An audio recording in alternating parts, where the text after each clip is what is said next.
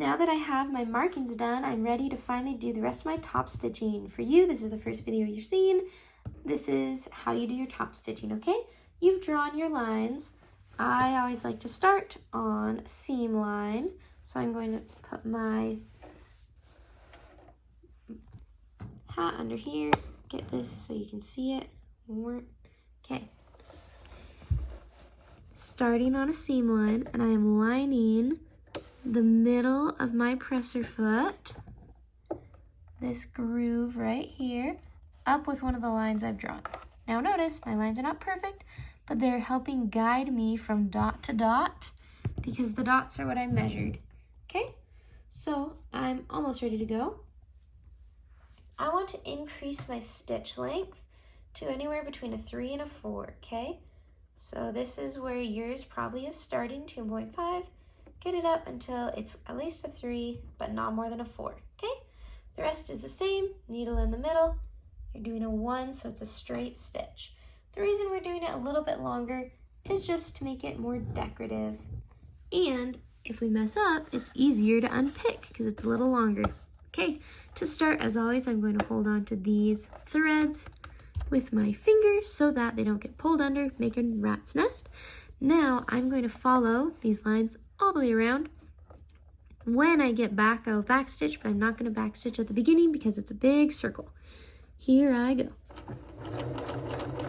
Now that I've sewn a little bit, I can let go of those because now I know they're not going to get tangled under.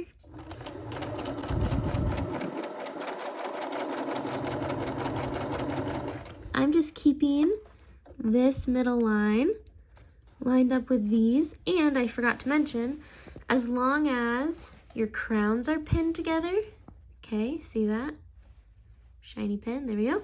Crowns are pinned, then you shouldn't need to pin your brim, but still keep this hand under, pushing the fabric back so that you don't get any tucks.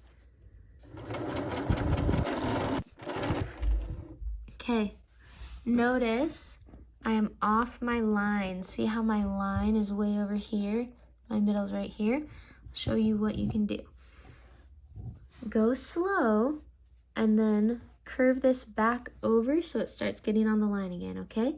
That's one of the dangers of going fast like I was going. So I'm gonna go slow, and as I'm going slow, I pull this, and now, right back in line. But if I kept going the way I was going straight, I'll go right off it again. So now that I am on line, I'm going to keep using my hands to guide me and keep me on that line the whole time.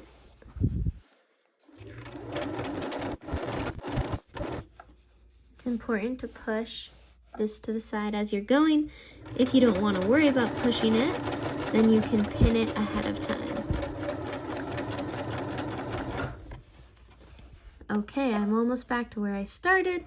Gonna move these out of the way just so I know where they are. Not required though.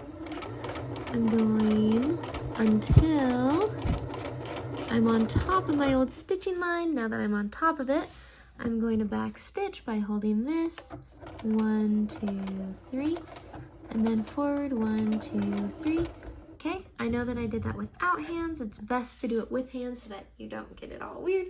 I'm going to lift my needle and lift my presser foot. I can pull that out.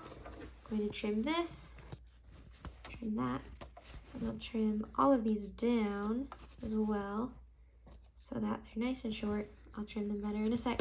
But just want to show you, here are my 2 lines so far. You can see them even better on the back, okay? I'm going to do the rest of my lines and then I'll press it with my iron to get rid of the colors. It is your turn. Go ahead and start sewing your top stitching.